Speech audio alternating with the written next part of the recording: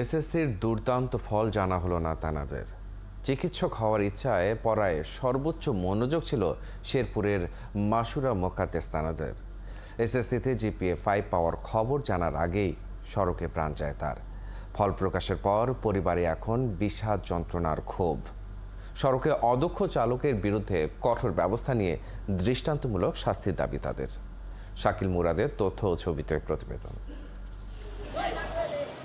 চিকিৎসক হওয়ার ইচ্ছায় লেখাপড়ায় ছিল সর্বোচ্চ মনোযোগ।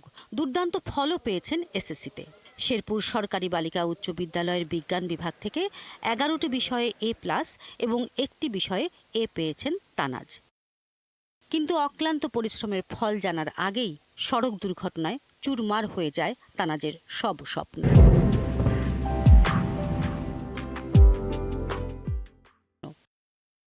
31শে মার্চ কুয়েত প্রবাসী মামাকে বিমানবন্দর থেকে আনতে সপরিবারে ঢাকা যাওয়ার পথে ময়মনসিংহের তারাকান্দায় বাসের সঙ্গে মুখোমুখি সংঘর্ষে তানাজ ও তার 2.5 বছরের ভাই মারা যান।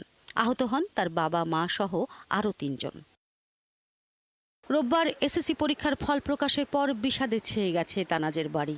একটি দুর্ঘটনায় শেষ হয়েছে সব স্বপ্ন, পরিবারের ভবিষ্যৎ। আমার যে আশা ছিল মেয়ের একটা, আমাকে বলছে মেয়ে যে আব্বু আমি ডাক্তারি হব, আমার তো ওই আশা শেষ হয়ে গেছে ভাই, কি কম। আমাদের হয়তো আজকে খুশি হওয়ার কথা ছিল, মিষ্টি খাওয়ার কথা ছিল, কত আনন্দ করার কথা ছিল, কিন্তু আজকে আর ওইটা হইতে পারতেছে না। সবাই কান্না করছে, আপুর জন্য খুব মন পড়েছে। ভবিষ্যতে তুমি কি হবা? আমি ডাক্তার হবার, আব্বা বলছে ডাক্তার হবার।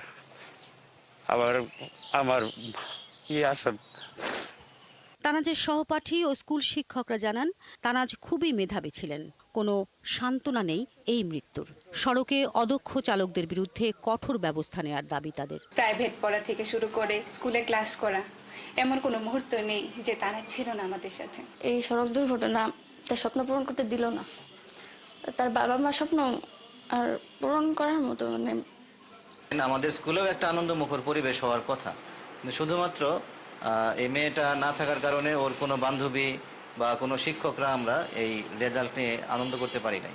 শেরপুরের শ্রীবর্দির চর শিমুলচূড়া গ্রামের মোকাদ্দেসুর রহমান তোরাব ও মুনিরা বেগমের 4 সন্তানের মধ্যে সবার বড় মাসুরা মোকাদ্দেস তানাজ। শিল্পী মহলানবিশ, 71।